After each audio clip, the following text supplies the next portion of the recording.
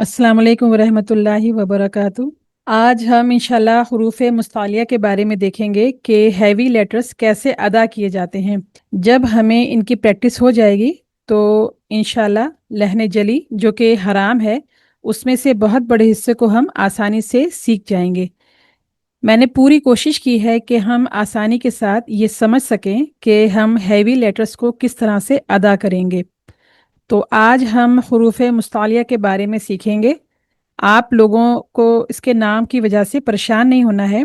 Full mouth letters या heavy letters, इस तरह से भी आप इसको याद कर सकते हैं अगर आप लोगों को हुरूफ मुस्तालिया में मुश्किल आ रही है। And there are 7 heavy letters in Arabic alphabets. आप इन हरूफ को याद कर लें, ये हमेशा हैवी ही पढ़े जाते हैं। इसके अलावा भी कुछ हरूफ हैं लेकिन उन पर कुछ कंडीशंस अप्लाई होती हैं जिसकी वजह से वो कभी हैवी और कभी वो लाइट होते हैं। तो सबसे पहले आप देखिए, ख, ख, सौद, सौद, दौद, दौद, गैन, गैन, तो, तो, कौफ, कौफ, गौ, गौ। इसको आसानी से याद करने के लिए ये इसका मजमुआ है, आप इसको याद कर लें तो आपको इन हरूफ को जो याद करना वो बहुत आसान हो जाएगा। खुस्सा, दौतिन, क़िज़। और आपकी आसानी के लिए मैंने इनको एक जगह पर इकट्ठा कर दिया है ताकि आप इसे आसानी से याद कर सकें।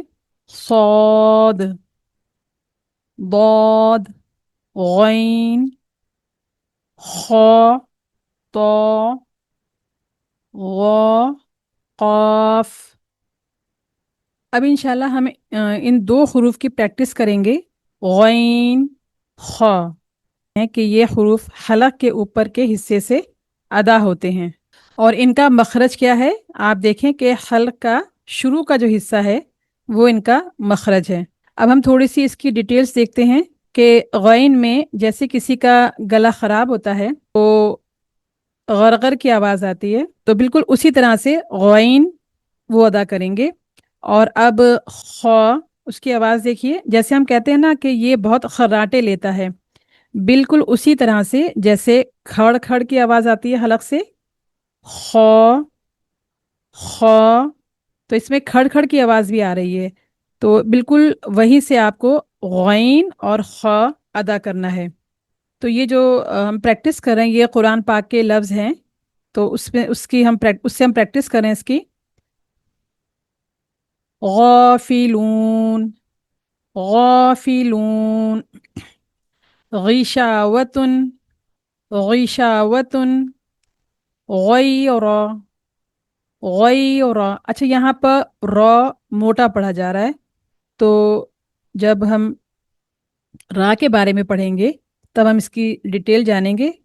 तो अभी आप सिर्फ इसके बारे में तवज्जो दें कि हमें यहाँ पर गैन की प्रैक्टिस करना है, तो अभी आप गैन पे फोकस रहें। अब उसके बाद देखते हैं खौ,